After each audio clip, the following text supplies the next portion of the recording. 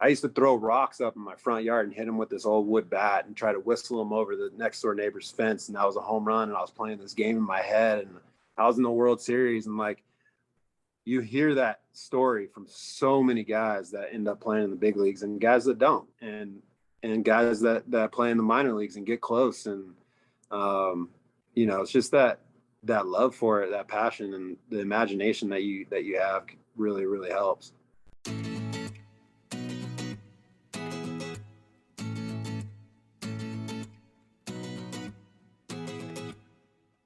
Coolest email I've ever received. That's a tease. I'm teasing that, and I'll read it to the listener in a minute. But you had a question about Jim Nantz, Chad Chop. Yeah, I just wanted a few, warm-up words. Jim Nantz, take me through a few, will you? Ubiquitous nightingale. Ubiquitous nightingale. The nightingale's beard is ubiquitous. The nightingale's beard is ubiquitous. Now, before we get to my email that I texted you and it made you cry, who's on the podcast today? Episode 19 of Talkin' Shop. Thank you to all the listeners that have listened and subscribed and emailed. We've been getting dozens upon dozens, and that's going to turn into thousands upon thousands of ratings and reviews. But who's on the podcast today, Chad Chop? CDO's own Ian Kinsler. So I'm 3 minutes down the road from CDO, a huge baseball powerhouse high school. Ian Kinsler. Can't wait to have Mr. Kinsler on the program. Born in Tucson, Arizona. And I get up at 4 a.m. and do my research, and I write things in black, but then I have a red Sharpie that I kind of write the big words. 5-tool player, power and speed, base stealer, 2020 Olympics, WARSTIC, 2017 World Baseball Classic, and grinder. Yeah, ball player. He's a ball player. He high baseball IQ, clutch. He's a stud, and really excited to have him on. Yeah, he's really excited for this one. Scouts talked about his desire and his gritty approach. And I mean, that's him. I mean, just hitting bombs, stealing bases, and really when you go down the list of like what he's accomplished and the teams he played on and what he did, it's almost exhausting. It's like, good gracious, this guy is a baseball player, a really good one. So I got to meet him a few months ago with Alex Avila, with Kirk Gibson, just name drop salutes, with Jack White at the WARSTIC headquarters grand opening. And he's going to be a fun one. He signed my conga, forever fun forever. And there it is right there. And so I'm excited to talk to him about monkeys. He also loves monkeys. And a whole bunch of other stuff. I want to talk to him about WARSTIC. Like, what's this WARSTIC bat company all about? So super fun. But before I get to my epic email that I got for our topic at the top, you had something cool. You had some interactions this week you wanted to discuss. Fire away, brother. Just a change of heart for me as a coach. So, and we all know as coaches, when kids roll up late, right, that can really grind our gears because we know what that could lead to down the road for these kids. So in the past, last time I coached high school, way back in 2009, when I was in charge of discipline, and if someone rolled up late, oh my gosh, that was a 5-alarm fire where they'd be running and everyone would be this big deal. And, almost like there'd be a hush over the crowd of everyone else. Like, oh no, like this is going to be bad. Well, we're at our practice on Saturday, and 10 a.m. start, and a couple kids roll in at like 10:01, and they're walking from their cars. Right. So yeah. Oof. And everyone's looking at me, and I'm like looking inside my heart and like, okay, how are you going to handle this, bud? Like, you've changed. So I call them over. We talk about praise should be heard and criticism should be one-on-one. So I call these two young men over and calmly just ask, hey, why were you guys late? And they told me they were looking for a pair of pants for one of these two kids. It's like, okay, Well, here's the deal. I'm really thankful that God's changed my heart about this, because this would have been a really tough moment for you guys, but I'm going to show you grace today. Okay. And in the future, if you're going to be late, you got to text me. You just have to communicate. And then, you know, in the real world, like when you have a job someday, if you're playing college baseball or professionally, if you're early, you're on time. If you're on time, you're late. And if you're late, forget about it. Right. So it's just this kind of this, and you saw them like come over, like kind of like a little bit like, okay, what's going to happen, to like calmness of like, okay. And so put them with the rest of the group, called up everybody after we finished stretching and kind of just addressed it. Like, guys, we got to be on time. If we're late, we got to at least text, and kind of went from there. Fast forward, practice ends. And one of these two young men, remember, they said they didn't have any pants. So I called them over and I was like, hey man, I'm really just thankful God changed my heart, you know, and let me give you some pants. We got some extra U of A pants that were gifted to the program. Let me make sure you get your own pair of pants so you're dialed in. So instead of him running all day or getting sent home and being shamed and embarrassed, now he's got a pair of U of A pants, and we're changing hearts. And that's the thing. He texted me later that night and just said, I've never met this kid. This is his first day at practice. And he just texted and said, Coach, I really appreciate the way you coach. And I'm just excited. So really cool. Amazing. And, you know, the gut reaction, as soon as I heard they're walking from their car and they're 1 minute late, anybody's gut reaction is laps. All right. Just run laps. And that is an immediate kind of knee jerk reaction out of anger. And you were mature enough to, I don't know, plow through that feeling, and you were overcome with what we've been trying to teach ourselves on this podcast of don't say things out of anger. Even when maybe they're warranted, it's not going to be as productive. It's not going to be as memorable for the kid. That kid isn't going to be late anymore because he knows you love him and you care for him. You're not out to get him, and you're not out to poke out your chest and show who's in charge. That wasn't coddling. You weren't coddling them. You taught them a lesson, but I think you did it in the most productive way. So just an atta boy to you, brother. Yeah, thank you. It was cool. And he even brought up while we were looking for pants, he's like, man, Coach, I really thought you were gonna yell at me and I was gonna be in trouble. And I did tell him, I said, his name's Trey. I said, Trey, now understand this, and I want you to hear this. Don't mistake my kindness for weakness, right? Because if it happens again, there will be a consequence. So, you know, just be aware of that, and it's okay. And I won't be mad when there's a consequence. It's just, if you do the crime, you do the time. So if you're late again, you text or whatever the case may be, like, there'll be, you know, we call them triangles, where you start at home plate, you sprint to the foul pole, sprint to the other foul pole, sprint home. It's very difficult, but it's like, you'll get your triangle out of the way, then you'll join the rest of the group, and we love you. But we got to teach them that there are consequences in the real world. But I think showing them grace as coaches, that's the play, because they're expecting the consequence. So if you give them the consequence, you're not affecting their heart. Like, you did what they thought you would do. And what's the point? Right? What's the point as coaches if we're really going after their hearts? You know, we got to do it a different way. I stole one of your quotes and put it on my Instagram page, that become a guru of the heart before you become a guru of the skills. And that can be, you know, guru of the skills. That can be a lot of things. But if you want to win over their heart and you're looking through that lens, man, they're going to respect you, and they are going to fight for you, and they'll change because of you. So, and you're really good at that. Just kind of winning the moment as a coach. So I again, I say atta boy to you. And it kind of leads right into my email that I got. You know, I've been becoming a better coach, I think, just by hanging out with you and chatting with our guests about youth sports and coaching and being a dad. And there was a guy that sent an email from Georgia, 3,000 miles away from me. And here we go. Hey, Coach, just wanted to reach out and let you know I've resisted coaching Little League since my son started 2 years ago.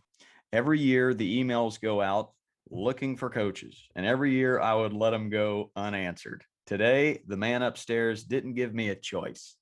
My son, August, and I showed up for the first team meeting for his spring 8U baseball team, early like a ball player. interesting early. And his coach told us she had to move on from her 2 assistants and it would be just her coaching this season.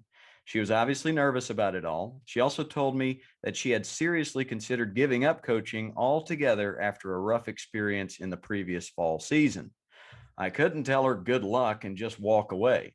So now I am an assistant baseball coach for the first time ever. We had a short practice and I did my best rendition of Dance on a Toilet, which is my song I sing to kids to get them down and ready. We had a blast. We even let one player's younger brother take an at bat with the big kids, and the look on his face running to first base was awesome. After a 1-hour practice, we all high-fived, low-fived, I black saluted, John Stamos and Brad Pitt saluted, finger guns and hokey poked, Atta Boy and Atta Girl to the finish that night. I sent my new head coach a link to Coach Ballgame's documentary when she asked, "Where do you come up with this stuff?" After a practice, one of the players' dads came up to us and said he asked his son what he thought of the first day. And his son said, "My coaches are really nice. My last coaches weren't nice like them. I really like it." That was sad that his experiences haven't been great, but also awesome that we will get a chance to give him that experience that just might help him learn to love baseball. So here I am, the guy that resisted coaching for so long, loving every minute of it. I've been listening to the podcast with Chop, and now I'm getting my chance to put all those lessons to use. I have messaged you on Twitter about me and my son coming to your sandlot in Atlanta because we're in Fayetteville, Georgia. And I'll definitely meet you there. Thanks for everything you're doing. Newly appointed assistant coach, Fayetteville, Georgia. Atta Boy. And he gave me the go ahead to share it. So his name is Glenn. So I just want to give you an Atta Boy, Glenn, on 3. 1, 2, 3. Atta Boy. Atta Boy. There's a lot to unpack there, but what when I sent you the text, you said you had some tears in the eye. What stuck out? Well, and you can hear that construction. We're redoing our bathrooms. So I'll mute this thing as much as possible when I'm not talking. Can y'all hear that noise, Coach Ballgame? I can't hear it. Not really? Too bad. So, okay. All right. It's really loud to me. But it's just, as coaches, to use the sounds I'm hearing right now, like trying to be like construct their hearts, and remodel the kids' hearts and remodel our hearts as coaches first and foremost. So you get to hear this dad who's like, I want nothing to do with coaching and all that jazz. And then all of a sudden he gets that tug on his heart, like, hey, I'm ready for this and I'm equipped. And what made me emotional was it's what we're trying to do. We're trying to change the culture. And he's in and he gets it. And now we have another coach who's going to go out there and do it for the right reasons. And that's what got me emotional. And it would bum me out too that the kid talked about how it wasn't fun in the past. And like we talked with Longo last week, like it's got to be about fun. You got to have fun and enjoy. So that's what made me emotional. What about you, Coach? What'd you think about it? Same thing, man. It just got me emotional. I had to show it to my wife right away. And that's really the goal here is to find great leaders in all the different communities and just shine a light on how impactful a positive coach can be, and seeing it as I went across the country this summer, going to places like Pennsylvania and having kids that just literally would have anxiety attacks at a little league tryout, coming to my sandlot where there's drums and guitars and tennis balls and fun songs and just feeling free to play and be a kid and then thriving and then jumping into little league after that. I mean, there is the majority out there waiting for that leader, that mentor that will step up like a Coach Glenn here in Fayetteville, Georgia, and just try to make fun of himself in front of kids, sing a Dance on a Toilet song, come up with nicknames, do a Brad Pitt salute. So much fun. And, what he did is really inspired this head coach who was thinking about quitting herself. Hey, what is this? This feels like a party. I kind of dig this. So, hey, what we're doing, it's meaningful. It's so impactful. I'm so proud of it. And we'll just keep talking. We'll just keep talking about coaching. So just an atta boy to you and Tommy Gold for producing this thing. Just proud of it. Yeah, as coaches, especially youth coaches, like fun first. Fun first. And it doesn't mean you don't get to fundamentals and all that other jazz, but you know, there is fun in fundamental. So maybe that's why that's how that word's spelled. I don't know. Yeah. You know, Well, just I was saying. listening to Longoria this morning, and he had a great soundbite about teaching kids at a young age to love the game. You're not teaching them to play baseball.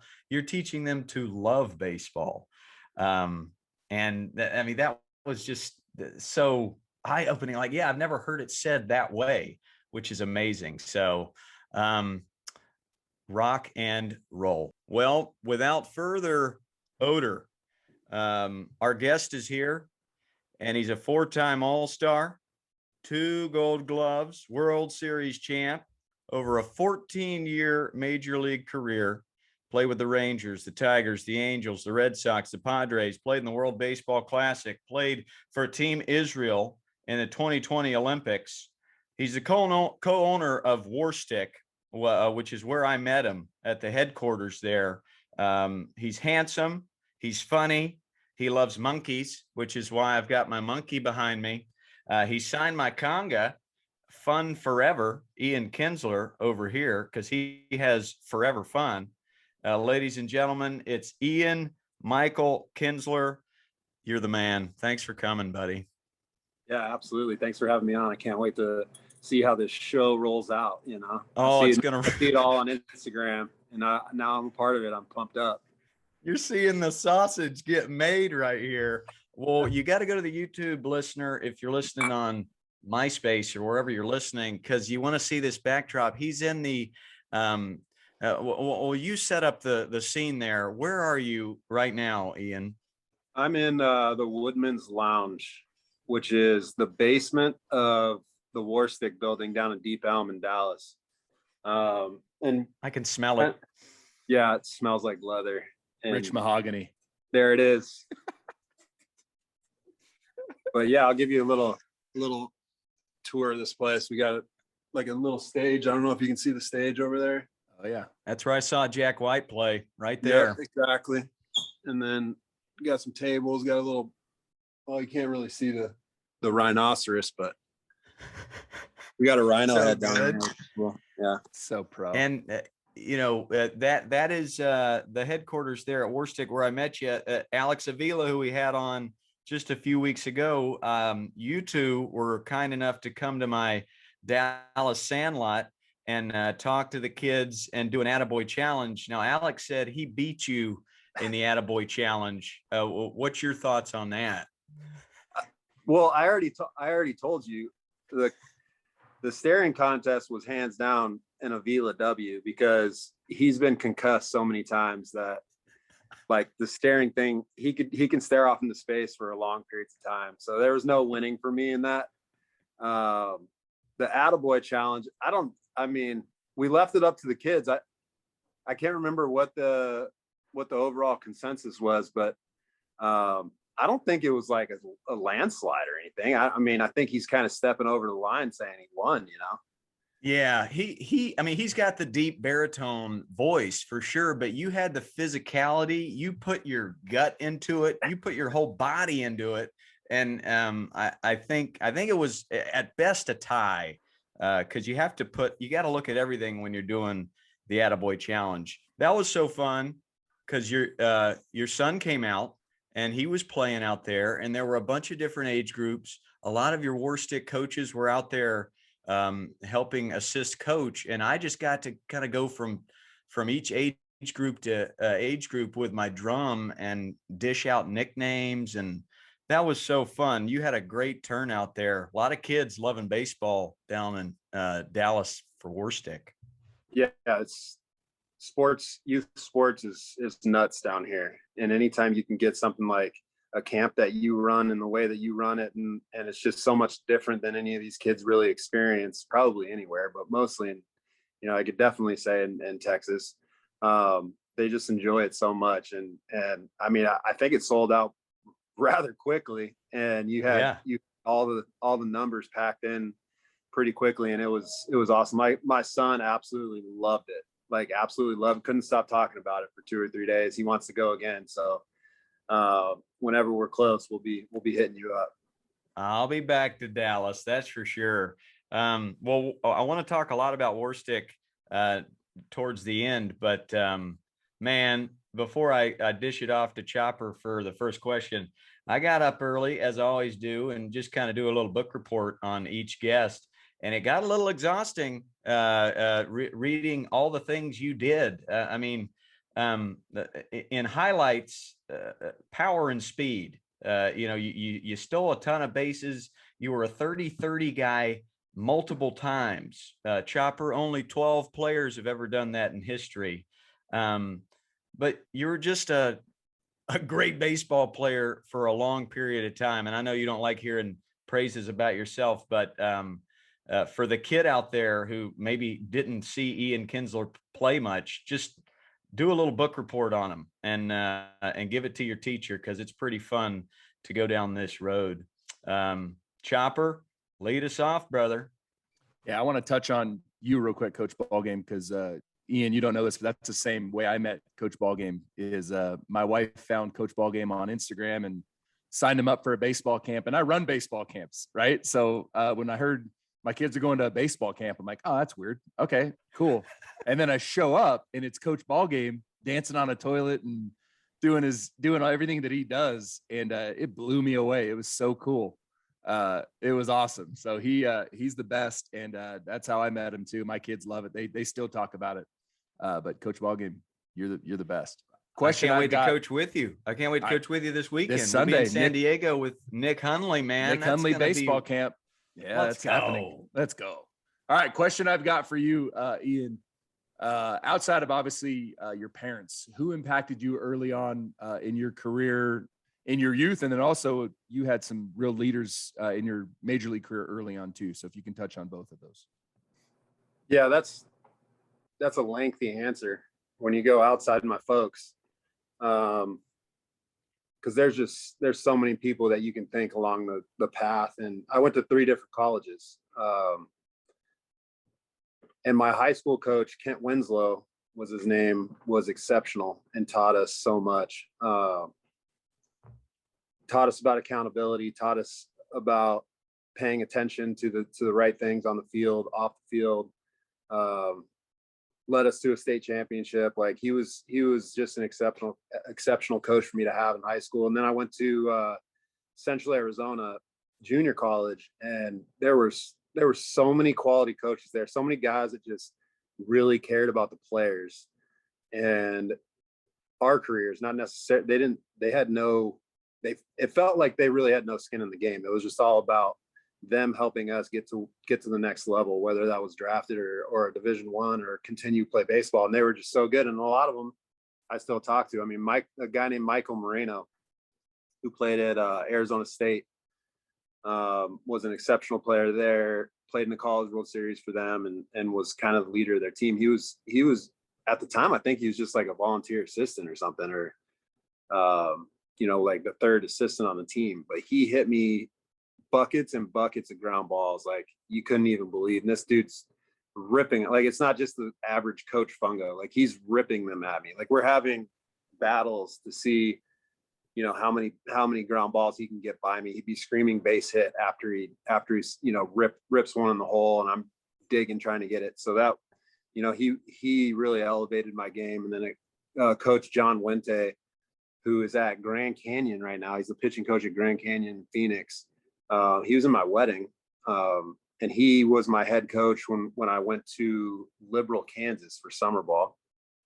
And then the head coach, his name's Clint Myers, who ended up moving to softball and coaching Arizona State softball. He's coaches Auburn softball, and he led both of those teams to the College World Series. He's won multiple junior College World Series with Central. He was just exceptional. And there's still a lot of things that he did with us that I still use today. Like, just thinking about the game differently, how to practice a little bit differently. He was just exceptional at that. And he like expected a lot of us. constantly, like really, really expected a lot of us. And I mean, on and on, the list goes on and on, but you know, get to the minor leagues and it's a little bit different of an animal because you're treated more like a man, and you don't call them coach anymore. You know, you call them by their name. You call the coaches by their first names. And so it's just a different feel. But a guy that really made an impact on my career was a guy named Ralph Dickerson. And he really taught me how to hit with my legs. And like, I always had pretty good BP power, but I never really hit a lot of home runs in the game. You know, I hit my fair share, I guess, but nothing like that jumped off the page, or I guess maybe below average as far as power or home runs. And my first year in the minor leagues, I really absorbed everything that he was saying, and he really taught me how to use my legs and my hips properly, and because I was a pull hitter. So he taught me how to pull the ball properly and like get it in the air with backspin as opposed to like hooking it foul. And he was instrumental in like me taking off to the next level. And then you got, you know, Buck Showalter was my first manager when I was a rookie, and gave me the opportunity to, you know, play in the big leagues. And then along comes Ron Washington, who was like just exceptional. And we had so much fun. Those teams were so much fun in Texas, the teams that went to the World Series. And Wash was a huge part of bringing the, you know, just a new culture to our club and like freed us up. And he was perfect for our team. So, I mean, I could go on and on about coaches and people that had an impact on me. Because really everybody that you come in touch with when you're a player, they should impact you in some way. Like as a player, you should know that. Like they're not there to help themselves. You know, they're not there to like, coaches don't tell you something to make themselves better. They tell you something to try to help you. So, you know, I think that's important. And I was super lucky with the coaches I had along the way for sure. Yeah, Ralph Dickerson was my hitting coordinator my first year with the Expos. And oh, really? Yeah, dude, he's a lot of passion, a lot of energy. Had us read the Ted Williams book.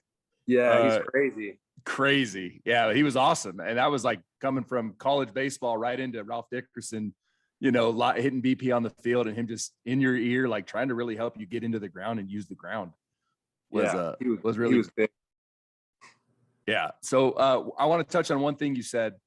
And as coaches, we're really trying to talk about like reaching the player's heart. So you had a coach who was in your wedding. So you want to talk about a coach who impacted you more than just about the game. Like that's, as coaches, like Coach Ballgame said it too, be the coach that the kids want to play for, be around.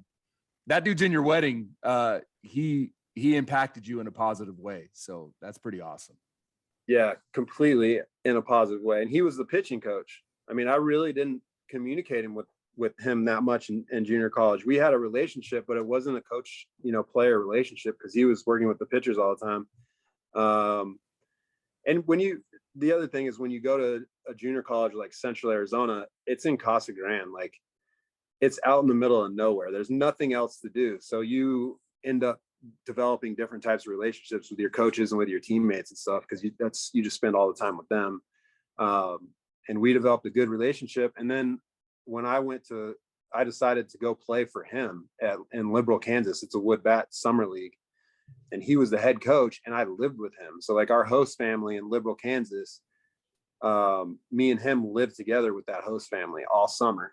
And so we got really tight. Like he was my ride to and from the games. And so like he would rip on me if I wasn't doing something correct, like constructive criticism, and kind of let me know about the mistakes I was making. He would also kind of blow me up a little bit and let me know like, you're basically the best player on this team, even though I probably wasn't, but he entrusted a lot in me, and we had a lot of time together.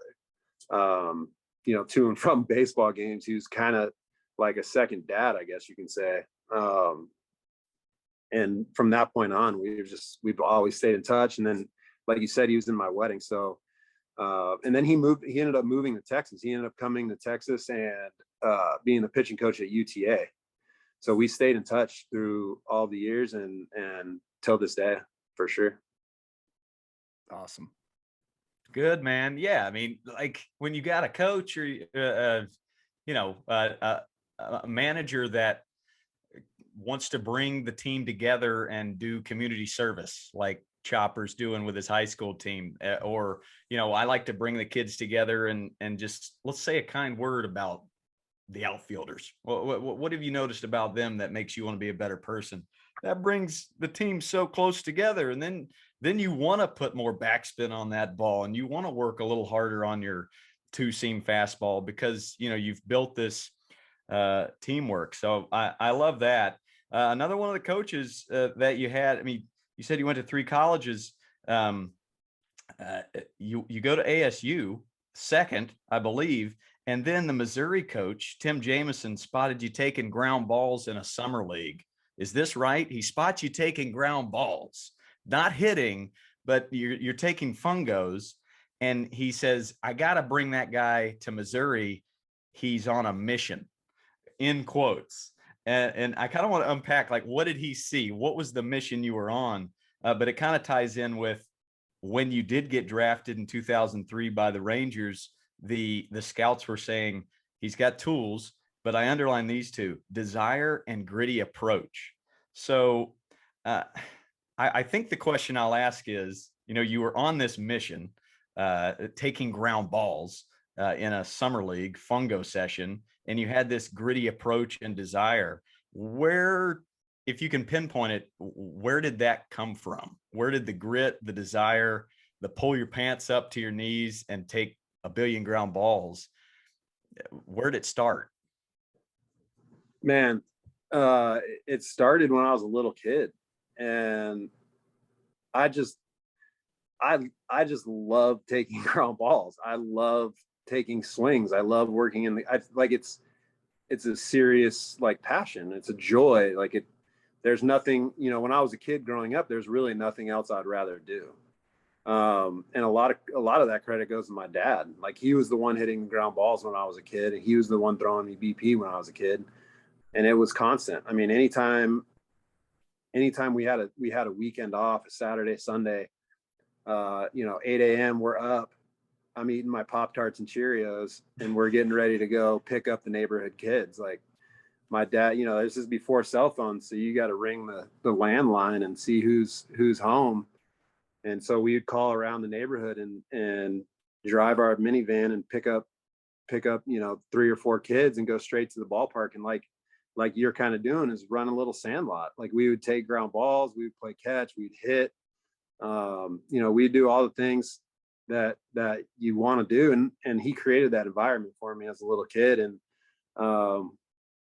he was instrumental in, I think, creating that mindset, but also I've always just absolutely loved baseball. Like, I just love it. It was super fun for me to take 2 buckets of ground balls. It was never exhausting. It was never, like, even if it take a bad hop and, like, chip my tooth or something, like, I was ready for the next one. I wanted to take ground balls. A little bit of a Labrador retriever in that regard, I guess. Screw loose. I don't know. That's so good. That's so good. Chopper, I see you over there grinning. What do you got to say to that?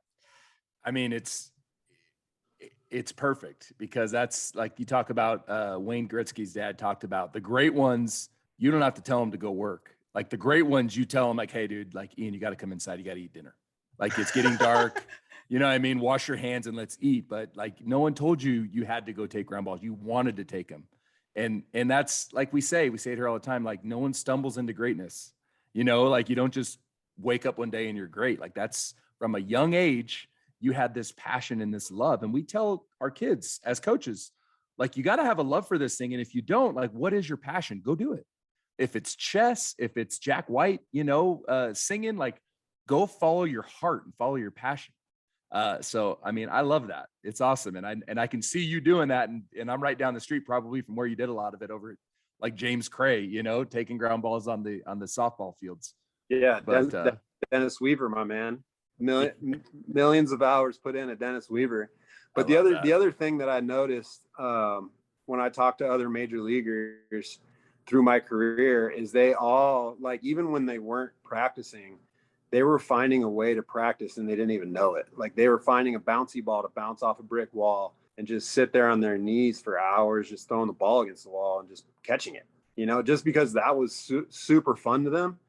And it occupied their time in a way that they wanted to occupy their time. And there's so many guys, like, it's crazy how many guys have that same exact story. Like, I used to throw rocks up in my front yard and hit them with this old wood bat and try to whistle them over the next door neighbor's fence. And that was a home run. And I was playing this game in my head and I was in the World Series. And, like, you hear that story from so many guys that end up playing in the big leagues and guys that don't, and guys that play in the minor leagues and get close. And, it's just that love for it, that passion, and the imagination that you have really, really helps. Got me in trouble in my youth. I had an older brother, and I would steal his wooden bat and hit rocks with it, and do the same thing, hitting tanks. I think the kids call them nukes these days. But and he'd be like, "Dude, did you hit rocks with my bat?" I'm like, I wouldn't do that. That's too big for me anyways. I wouldn't do that. But yeah, I did. I was hitting homers. And I'd same thing, bouncy ball off the brick fireplace in my front yard, playing 9 innings. And if you field the ground ball, you still got to throw a strike to the first baseman and pick it, and all that good stuff. Question I've got for you, and this is probably gonna be long-winded too, because I'm sure there's a lot. But what kind of sacrifices did you make to have the type of career that you had all along the way? I know there's a lot of them. Yeah, I think honestly, my wife probably made the most sacrifices. I've known her since high school. And, going to Missouri, going to Spokane, then the Clinton, Iowa, then the Oklahoma City, then the ballpark in Arlington, and then Detroit and LA and San Diego and Boston. Like, she probably made the most sacrifices throughout the whole thing. She allowed me to make the sacrifices that you're referring to and made my life super easy in that regard. But for me, you call them sacrifices, but for me, it was like almost like I was almost scared to fall behind. I was almost scared to fall behind of my teammates. The guys, like, when you show up in the spring training, you don't want to be like the weak link in the chain. And so those off seasons of, like, trying to strengthen yourself, trying to get better somehow, whether it's offensively or defensively, and, like, really like self-assessing your season and what needs to happen for you to get better, and then applying that in the off season. Those were like the sacrifices I made, is just trying to be completely honest with myself and figure out ways to get better, and then not being that weak link. Like, that was always the driving force for me. And I've been, I played in the Olympics in last summer, 2021 or whatever. But other than that, I haven't worked out at all because I don't have anybody to work out for, like, I would bust my tail in the off season and go through ridiculous workouts with my teammates, without my teammates, whatever it was, just so I wasn't that weak link. And I think, that's the type of sacrifice you're really talking about. But other than that, because I really don't, like I said, I haven't worked out in 2 years, so I don't really like it. It's not something that, like, motivates. I'd rather, like we've been saying, I'd rather be taking buckets of ground balls and buckets of flips or BP or whatever. That's way more fun for me than, like, doing bench press and running 60s and stuff. Like, that's not really something that I'm all about. But you make those sacrifices so that your teammates can really count on you, and they understand that you put in the work to, the work and the sacrifice to be ready to go and to perform at a high level along with them. And that's kind of like the driving force. And that was what was so special about those Rangers teams, is there was a lot of us that stayed in Arlington and Dallas and worked out together at the ballpark. And we just were constantly pushing each other to get better. And the results showed. Yeah. Coach Mike, I'll kick it to you in a sec. But what I do want to say is, you hear this from so many athletes, and I just said it to my high school the other day. Like, the true greats, like, they identify their areas where they need to improve, and they get after it, because as humans, we just want to, like, play to our strengths. But greatness, like, identifies, okay, I got to get better over there. And they go grind on the stuff that's not super fun to grind on. and it's noticeable. So I love that. That's really important. That's great that you said that, Coach Ballgame. Well, man, I mean, you weren't left behind. I mean, it just kind of reading some quotes from your teammates on 5 different teams. I mean, there was this natural leadership quality about you where and I've been around you. I've seen it in person, and I don't think it doesn't seem like you try, and it's just an ease. It's an easy kind of leadership where people just look at you, they watch you, they notice how hard you work, and then they want to work as hard as you. And that's kind of what I try and teach my players. Like, your actions are going to speak way louder than your words. And if you're taking those buckets of balls and you're the first in and the last out, people see that a lot more than they'll hear you do a rally call. So man, what a great time I was able to spend in Dallas, just kind of watching you. And this was just a fun Sandlot game, but still to see the competitive nature and the leadership. This kind of takes me to one of our fun segments recently, which is trivia. And this is Ian Kinsler Trivia. And this will kind of be a little a trip down memory lane for his major league career. I like that we talked about your college and minor league career, but this is a little game, and listeners out there, you can try and play along too. Try and beat these guys, but I'll ask a question. Ian, as soon as you think you know the answer, say it. Chopper, same for you. And we'll just keep score. If neither of you can guess the right answer, I get the point. But we're going to start with Ian Kinsler home runs. Any questions before we get started here, folks? Everybody don't be intimidated. Good? Ian, don't be intimidated. I finished in the top 2, all 3 of these previous. I've gotten smoked every time, but top 2. Well, I'll be in the top 3 today, so that's fine. 257 career dingers, 48 leadoff bombs, which makes me want to be a better father. Question number 1, what pitcher did he hit the most dingers off of? Am I answering this? It's a free for all. Just fire away whenever you can. First to get it right. What was that? Joe Saunders. Incorrect. No, wait. Can I take that back? You had 4 against him. You get to keep going. You had 4 against a bunch, but this guy you had 5. Do I need to wait for the? No. Keep going, dude. I'll finish in the top 2 either way. Felix Hernandez. Oh, correct. King Felix.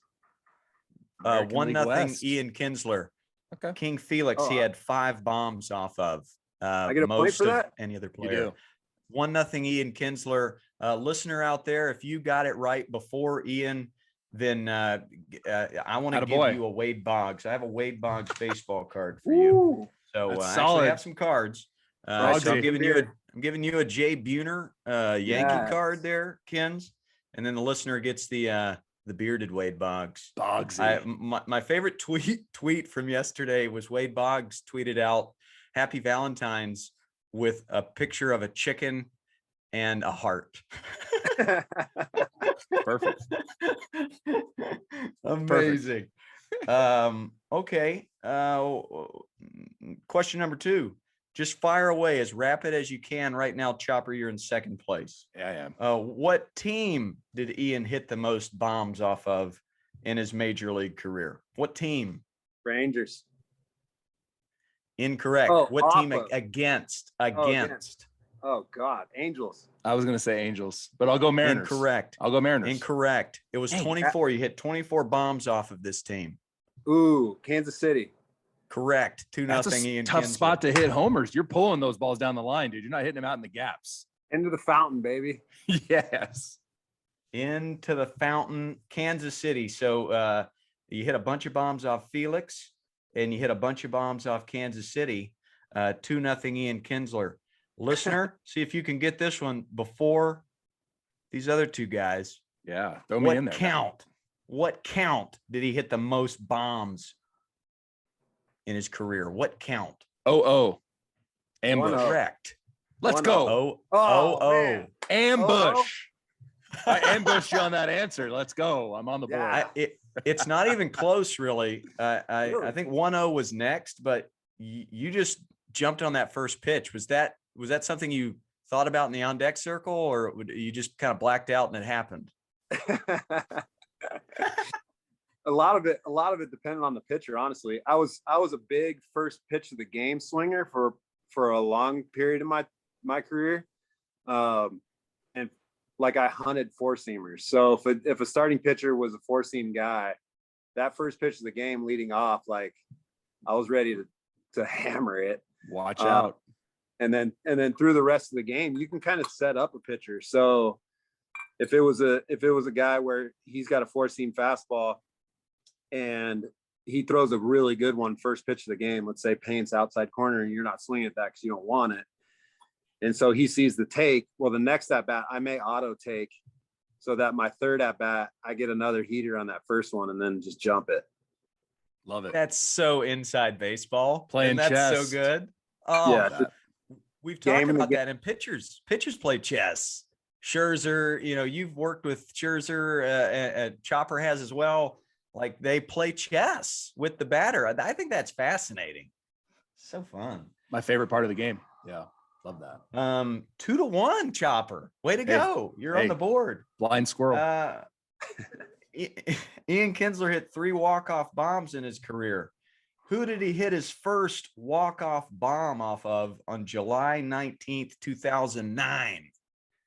2009, R.A. Dickey. 2009. R.A. Dickey is correct. I was going to go with the hint, knuckleballer. Was it a knuckleball? It was a heater. Oh, got him. Four-seamer. Sneak the cheese past the rat. There it is. I mean, this is kind of fascinating for the high school baseball player. You said you hunted four seamers. Is there a trick you can give to a high school or college player? What do you mean by that? Like out of his hand, what do you see? Well, for me, it was, I think a lot of players and kids get confused with being ready for the fastball as opposed to guessing fastball or timing fastball. Like I wasn't timing fastball. I was getting ready for the fastball. So I was putting my body in position to hit whatever the pitcher's fastest pitch was. And then I was just going from there. So I was going to be early for the heater and then adjust from there. So I was always on time. So even like we just came up with R.A. Dickey, even when I'm facing a knuckleballer, physically, I'm not trying to time a knuckleball. Physically, get ready. Physically, I'm getting ready for his fastball, all pitches. And then I'll just wait on the knuckleball. But if he throws me that heater, walk off, Yeah, sorry about it. I had a talk with our hitters on Saturday, and I'm like really big on like active takes. No, I mean, like to your point, like yes out of the hand. So like I see these kids with these flat-footed takes, or they're not slotting their elbow, whatever the case may be. It's like, dude, it's yes out of the hand. You're hacking, and then you should be able to check off, right? But if you're waiting to see the ball and all this jazz, like it's too late. Yeah. So I love that. I love that you said that. Too defensive. You got to be ready to hit. Yeah, let's go. Hunt the heater. Yeah. Love the way you said that. I've never heard it said that way. You got your body in position to be ready for the fastest pitch, and then go from there. That's well said. 3-1, Ian Kinsler in the lead. Listener, how you doing out there? I've got a Mike Schmidt for you if you can get this one right. Who'd he hit his only inside the park home run off of?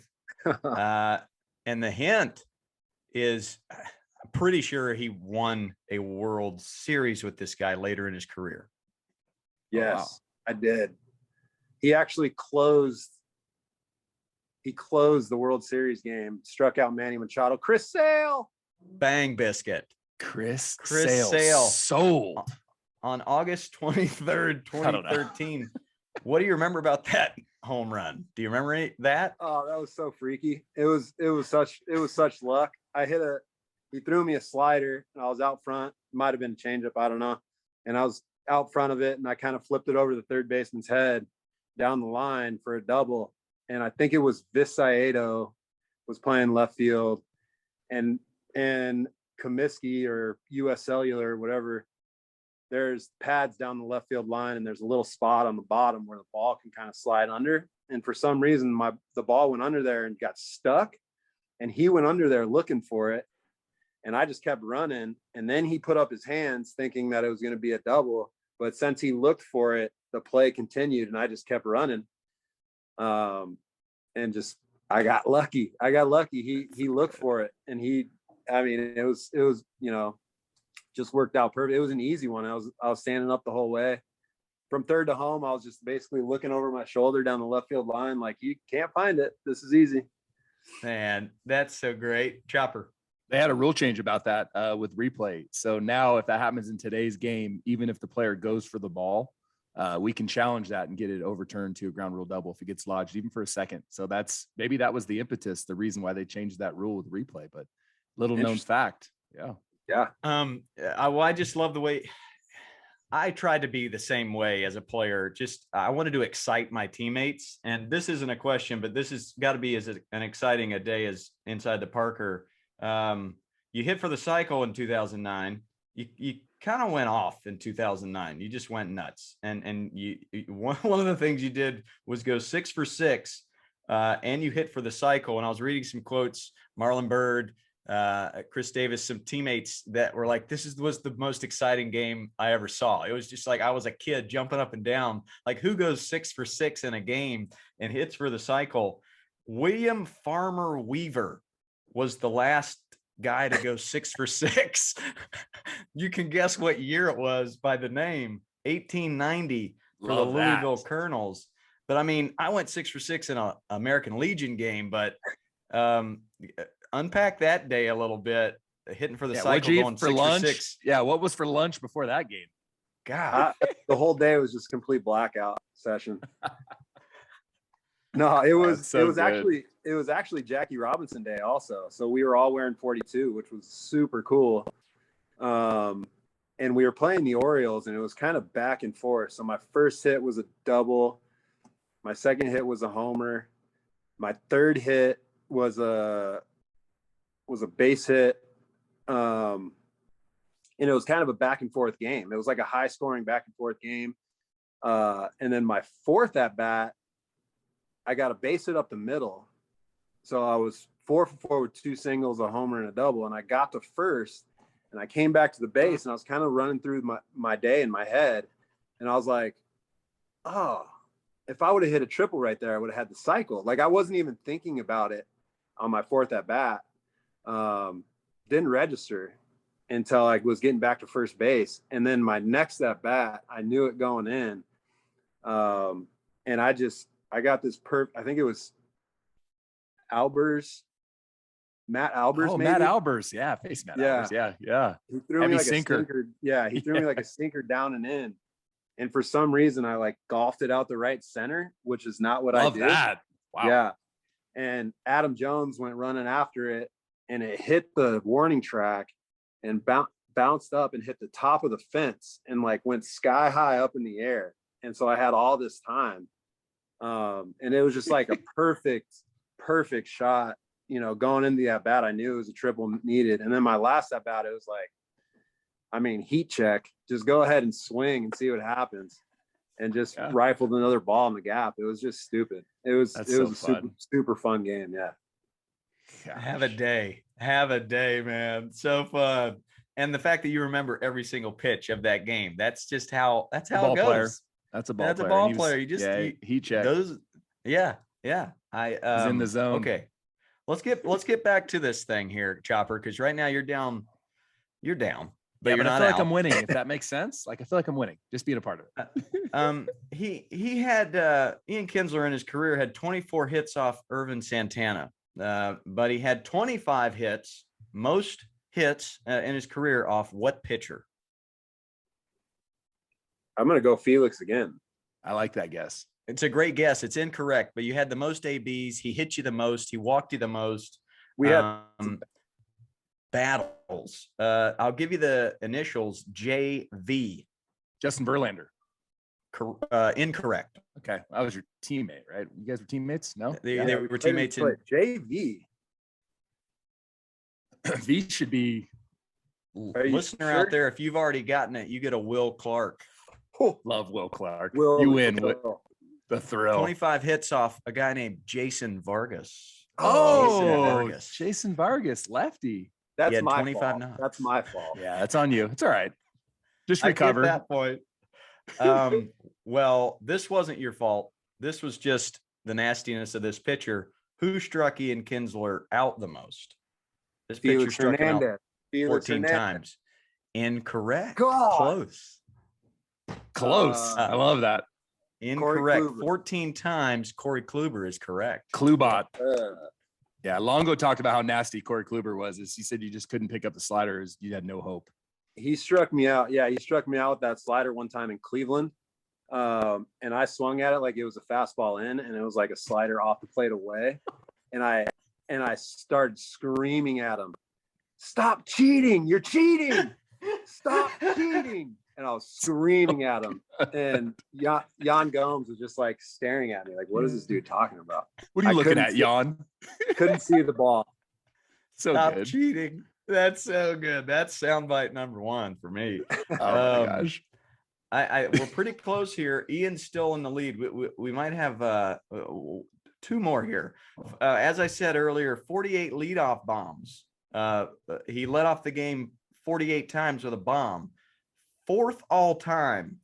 Can you name any of the top three who have had more leadoff Ricky bombs? Henderson.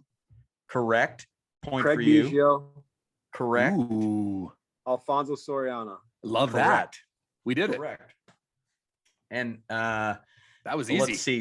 Soriano was in the Rangers organization, and then that's when you shifted from shortstop to second base, I think, and yeah, you would have been behind him, but then he goes to the Yankees, and you're banging it with the major league club. Biggio 53, Soriano 54, Ricky with 81.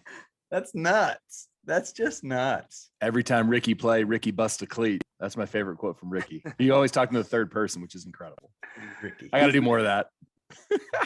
There's a great story about him getting on the bus, late, and somebody said, "It's okay, Ricky, you got tenure." Tenure. Ricky been playing 15 year. How about Ricky, when he told John Olerud that he used to play with a guy that also wore a helmet in Toronto, and John's like, "Yeah, that was me, Ricky." I love Ricky Henderson, dude. Gosh. He's the man. He's the man. First major league at bat was a hit against what pitching great, and Kurt Schilling. Chopper, you got no chance. You got That's no chance okay. on that one. Hey, Kurt Schilling. Maybe before I really want to talk WARSTIC, but before we get to that, just unpack that first major league at bat. The kid who loved baseball more than anything. What's that like? Well, man? it goes back to the night before. It really goes back to spring training when you hear we're opening with Boston, and we all know who their ace is. So you're facing Kurt Schilling. So like the day you find out that you made the team, it was thinking about Kurt Schilling, and then the night before opening day, the whole family's there. A bunch of friends drove from Tucson, and it was a packed house, obviously, because it's opening day, and the ballpark the opening day in Texas is just awesome. There's so much going on, flyovers, huge flags, like packed house. I couldn't really sleep. It was just facing Kurt Schilling was running through my head the night before, just over and over and over and over, and I couldn't really fall asleep. Got to the field super early, pretty nervous. I was hitting ninth, so I had some time to like think about what was going on, watch the game a little bit, like get in the rhythm with him and what he was doing. And then, I didn't think I was going to be nervous, and I really wasn't. Like, I wasn't nervous mentally, but my legs were shaking like crazy. Like my knees were shaking. And I remember in between pitches, like, why are your legs shaking? Like I felt fine. I was just super hyped up. I must've been just like nervous and hyped, and like all the emotions running through you, you know, and then I think he threw me a 1-2 splitter.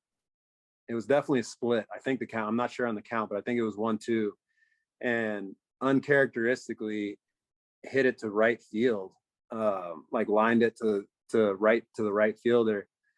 And my AAA manager the year before was our first base coach, Bobby Jones. So he was there to give me knucks, and like they went over the loudspeaker that it was my first career, you know, base hit and my first career bat, and like huge standing ovation. It was sick. It was a memory of a lifetime for sure.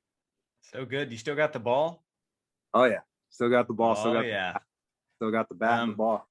You got the bat and the ball. Well, Ian Kinsler, you won the trivia contest. You get a Gene Larkin 88 Donruss. Yes, Gene Larkin. So great mullet, great smile, pretty solid chest hair. So that's a Gene Larkin for you. Chopper, I want to talk WARSTIC with Ian, but did you have any other questions for him? I got a few, but I'm just going to ask one more because I think this is the one that's the most potentially impactful for our listeners and our players out there.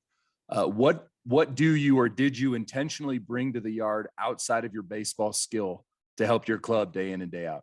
What was something that you were going to bring to the yard every day to help your team win outside of baseball? Passion. Yes. I mean, it's pretty simple every day. I mean, it was whether I was tired or slept well or whatever, I was fired up to be at the field every day. I love it.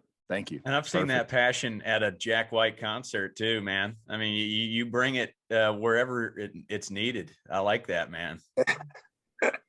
It's contagious too. Me and Kirk Gibson trying to get the crowd going. No one was buying. So good, man. I've got a picture in this WARSTIC jersey shaking Kirk Gibson's hand. And then he's throwing out the first pitch at this game at WARSTIC for the Sandlot celebrity game in Dallas. And they're like, hey, Coach Ballgame, you're going to introduce Kirk Gibson. Okay. All right. So here we go, ladies and gentlemen. And, you know, I blacked out and he went out, threw out the first pitch. And then Gibby comes up to bat with the bases juiced later in the game and laces one down the right field line, first pitch. It was amazing. But that WARSTIC headquarters grand opening, you guys did it right. And for our listeners out there, and I've got the bats, you know, and I love me my WARSTIC glove. I got it right over there. Just what was the genesis of it? Where did the idea come, and how now you got a WARSTIC bat in the Olympic Games? You can use it in MLB games now. Where did it start? Well, it started with Ben Jenkins, who's the owner and the founder of WARSTIC, and he had this vision. I mean, it was a family operated business when he first started, and then he has this vision of getting WARSTIC into the major leagues. And we have some mutual friends somehow that introduced both of us, and I just loved his vibe. We talk about passion. You could tell he was super passionate about it. Loved baseball, ex-baseball player, and just wanted to create something that was cool. And we hit it off. I really like the product. I like the logo. It's super simple and clean and has a purpose. And you know, he wanted to create something that really dove into the player's psychology and the player's psyche. And that to me was awesome. And, you know, it wasn't just a bat company that was just trying to make bats. You know, he wanted to create something that players could feel good holding a WARSTIC bat or glove and feel like they're connected to something. And that resonated with me. And so I went in and invested in the company and with Jack White. And it's just been a great ride. And I think you saw like the end product of it in the you know, headquarters here in Deep Elm. And I started using the bats in the big leagues in 2015, I think, was my first year using WARSTIC, and then used it for the rest of my career. And we got some guys in the major leagues that have been using them for a long period of time. So it's just really fun to be a part of. We get Jack White like this dude is a baseball historian, absolutely loves baseball. So to have his passion also involved. And then the music side, like right now, I was showing you guys earlier, I'm sitting down here in the music venue, and he, like you said, a number of times he's had a concert down here and was ripping it. And this, to bring those two, music and sports together, is just so much fun. And honestly, it just all started with Ben and his vision, and he created it, and we just kind of helped and followed suit. So it's something that's a lot of fun to be a part of. Ben's awesome. I met him a few times. He loves to surf. He'll come out here to Dana Point, and WARSTIC makes baseball bats, softball bats, hockey, hunting, fishing rods. There's surf, skate, snow, golf, tennis. They're all over the place with it. What stood out to me walking through the headquarters, you get this sense that it's a marriage of three things. It's baseball, but it's also art. It marries baseball, art, and there's this kind of intangible warrior mentality, as you call it. It's just got I think the quote is, "It's not the weapon, it's the warrior." And when when you go into this place and it's not just a bat company, it's not just a glove company. We're actually trying to build kids' character and strengthen their mind. It's a whole different ball game. So I try to marry art and baseball, and I think that engages kids with my monkeys and my my costumes and my music and poems. And so being able to get down there, watch Jack White rip it, melted my face, and kind of seeing it firsthand. Oh, this is different. This is great. So awesome. Chopper, anything to close up shop from you? It's just passion. So I love that. And Ben, right? Ben's the founder. Yep. And he had that. Ben Jenkins had that passion, and Ian fed off that, and Jack White fed off that. And I love that. So for our kids out there, like, have passion, and our coaches, be passionate. Like when you show up, don't just like, oh, I gotta, these little rascals, no, dude, like come in there with a vibe that like people want to be a part of. And then who knows, we talk about, you can't change the world, but you can change someone's world. So when you guys get out of here today, go have a vibe, go have a little bit of passion, and you never know what that could do to someone's day. I love that. It's awesome. Thanks for being here, dude. It's great. Great to meet you. You the man. Love that. I can't wait to come back. I'll see you in Dallas soon, and let me know when you're out on the West Coast. Would love to play some catch with my WARSTIC glove here. Yes, sir. IK3, baby. IK3. Yes. That's sick. Hey, if you come to Tucson, you come to Tucson, reach out, dude. I'm coaching across the street. I'm the head coach at Push Ridge Christian Academy. Oh, all right. Yeah. So Push, right across the way from CDO, but I'd love to have you come on the mountain right there. Right on the mountain. I love it. Yeah. Yeah. So, and we have lights now, which is cool. About 2 years ago, we got lights. So that's kind of sick. Awesome. I haven't been back to Tucson for 2 years, but we were just going to go, me and my wife were going to go back for the gym show. I don't know if you know about the gym show. I know a thing or two. Yeah. About the gym show. Yeah. It's like become a little bit of a tradition for us to go back to Tucson for the gym show and hang out in T-Town for about a week and get out there. Go buy some rocks. I'll get your contact info from Coach Ballgame if that's all right. And yeah, absolutely. If you're down, I'd love to have you come talk to our kids. That'd be amazing. Yeah, for sure. Awesome. Great to meet you, dude. Have a great day. We appreciate you. All right, guys. Thanks for having Ian. me on. It's been awesome. See you, dude. Atta boy. Super. I mean, how about that, huh? Chopper, man. So good. Right on. Yeah. I mean, it's the things the scouts saw early on, and they wrote it down in their notebooks, this gritty approach and this desire. And he was that kid that you had to ask to stop playing. He was that kid that wanted to bounce a ball and go hit and field ground balls all night long. And there are those kids out there. You don't have to teach them to love the game, right? You have to try, as a coach, try and teach the 95% of the other kids to love the game as much as him. But there was a great story during a rain delay at Shea Stadium where he just goes out and he just runs on the wet tarp and he does a big head first dive like it's a slip and slide. And then a couple other teammates join in. I think he had to be escorted off the field, like he can't be on there. Like just that kind of passion, that little kid joy. That's what I think of with Ian Kinsler. And that's the thing about doing head first dives on tarps, right? A tarp with a hole in it is no longer a tarp. So keep that in mind too. Let's not forget that.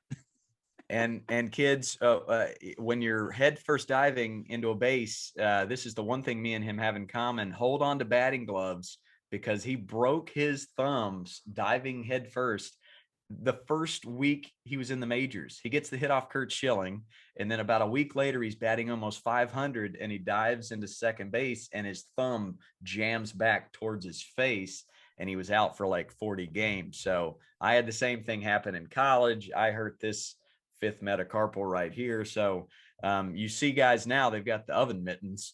But I don't know how I feel about that. I don't know how I feel about the oven mitten. I went away this last season for our Dodgers season, and I get home and all of a sudden there's like 35 oven mittens everywhere, and everyone's got their oven mittens, one in each back pocket, and they get to first, and then they miss the first pitch because they're trying to get their oven mitten on. And I'm like, what's going on with these flipping oven mittens? But I mean, it might keep them safe. Well, I mean, I would just, after the broken hand, I would just keep like 4 batting gloves in each back pocket, because I didn't wear batting gloves, but I'd keep them in the back pocket, and then I'd hold them because I was a head first guy. And so that doesn't surprise me, Coach Ballgame. Yeah, so was Ian Kinsler. What a great guest, man. Next week we got pitcher Daniel Bard, who got a cool story. And yeah, he's been listening to the podcast. You know, he enjoys listening to guys that he grew up watching play, and now he's playing at the highest level, and he throws gas. He's a great guy, and looking forward to having him on. That's Daniel Bard. And then we got Albert Pujols in 2 weeks. So, wow. Hey, before we close up shop, I'm going to see you in person on Sunday. Where are we going to be, brother? God, Nick Hundley baseball camp. Check it out online. It's going to be in San Diego. And I wish I knew the name of the high school, but Maranatha, right. I believe it's Maranatha in San Diego. You did it. See that? This isn't going to come out till next week, so it'll already be over. Yeah. But I'll post it on the socials. It's going to be good to see you. I'll be in Tampa Friday and Saturday running Sandlots, flying over there. Xavier Scruggs is going to join me on Friday. NickBaseball.org if you want to get more information on future Nick Hundley baseball camps. Not this one, because it's going to air after it. This won't be the last, that's for sure. Yeah. NickBaseball.org.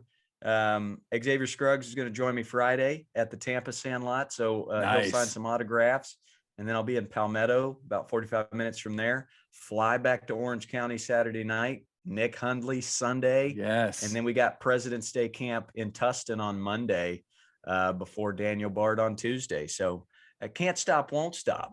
Yeah, that's a busy schedule. All gas, no breaks, Coach Ballgame. I tell you what, that Super Bowl halftime show, it made me want to break out my AOL Instant Messenger account and get back into the late 90s, early 2000s. Man, that was unbelievable. If they went on tour, I think you should invest in babysitting, because there would be babysitters needed galore, because all these moms just want to go dance to late 90s hip hop. That's how it rolls. That's how, when we cut our hair here, we flip on we try to find clean version, but we'll throw on some late 90s hip hop and just cut hair, in the garage. There you go. Kids, go clean version, obviously. That's how we roll. But yeah, I mean, radio edit. The beat gets you going. Beat's so good. Well, have a great week, man. That was great. Don't forget to rake everybody. Coach Ballgame, you're the best, man. Appreciate you. See you soon. See you on Sunday. Can't wait. See you Sunday.